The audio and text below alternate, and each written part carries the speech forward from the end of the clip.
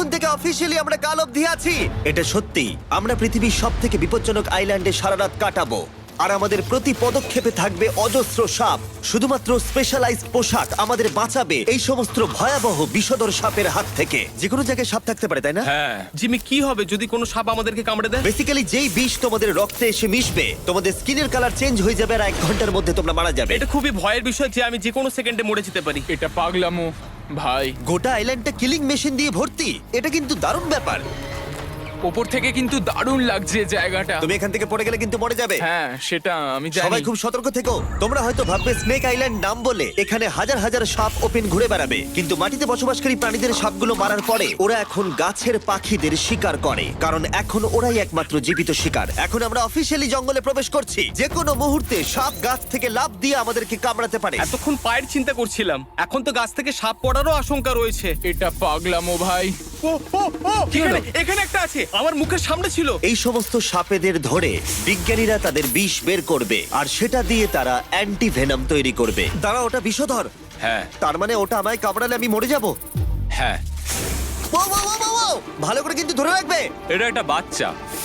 ও না না, এ তো হারিয়ে গেল। তুমি এটাকে ফেলে দিলে।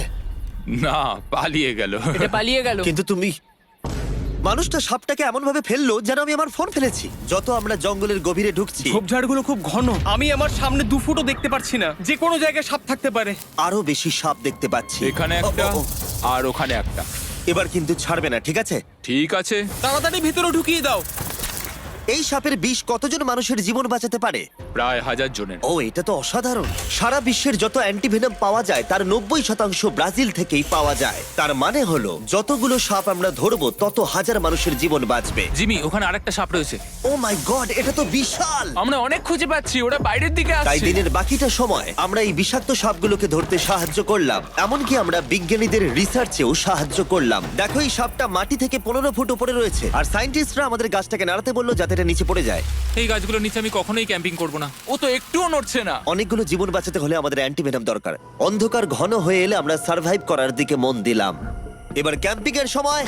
ক্যাম্প সেটআপ হয়ে গেল, যদিও আমি সত্যিই জানি না এই ক্যাম্পগুলো স্নেক প্রুফ কিনা। আমরা এখন ঘুমোবো সাপেদের মাঝে।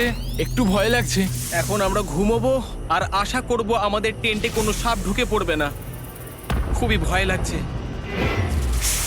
আমি বাড়িতে গিয়ে শান্তিতে ঘুমোতে চাই। তাই আমাদের মনে একটাই চিন্তা ঘুরপাক খাচ্ছিল, যত তাড়াতাড়ি সম্ভব এখান থেকে বেরোতে হবে। আমি শুধু বাড়ি যেতে চাই।